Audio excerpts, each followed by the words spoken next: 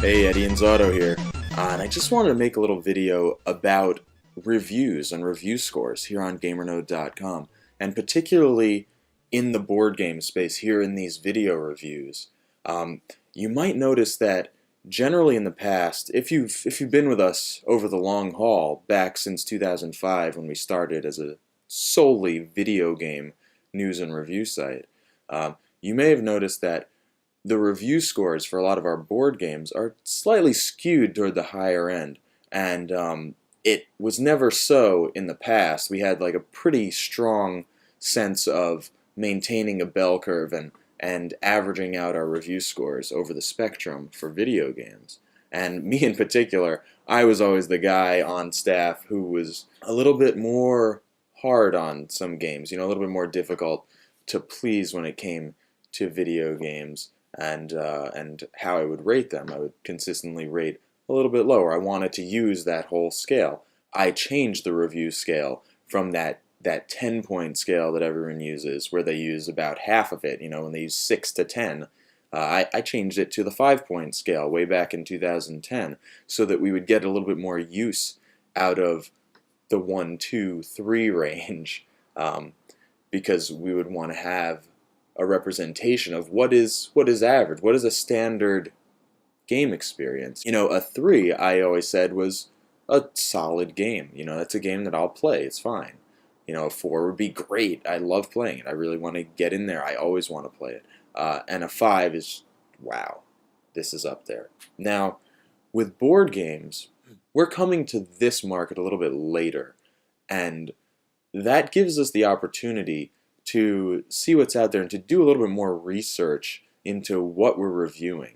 In the past, publishers would be throwing games at us non-stop. We get tons of shipments of games that we sent out to all the different reviewers for video games, and we just covered everything. So whatever they wanted to send, it may be good, it may be bad.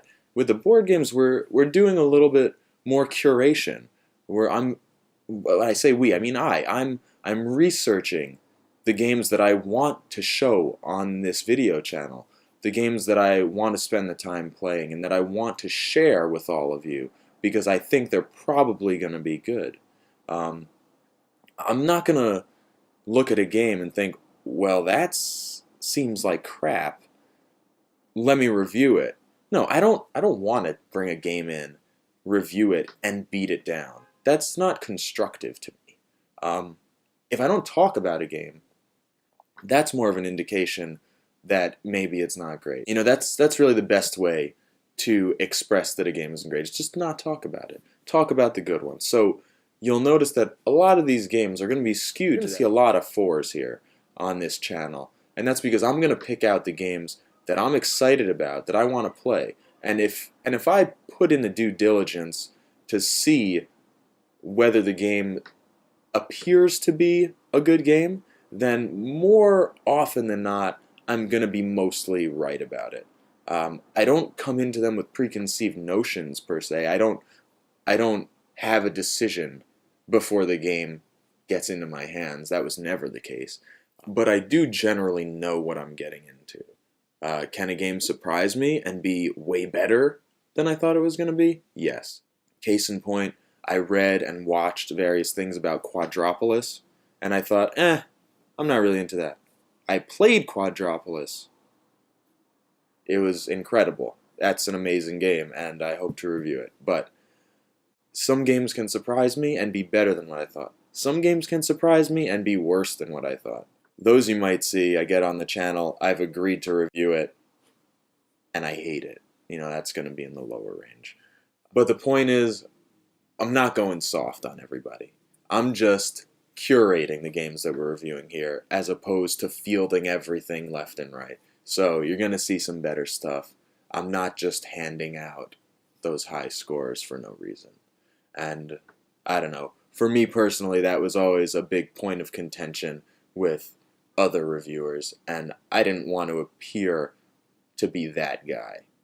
If you want me to bash on games that I think are terrible, I could do that. I probably won't spend the time to set up a whole video review, but, on the GamerNode show, perhaps a little segment, hey, these games sucked, and don't play them.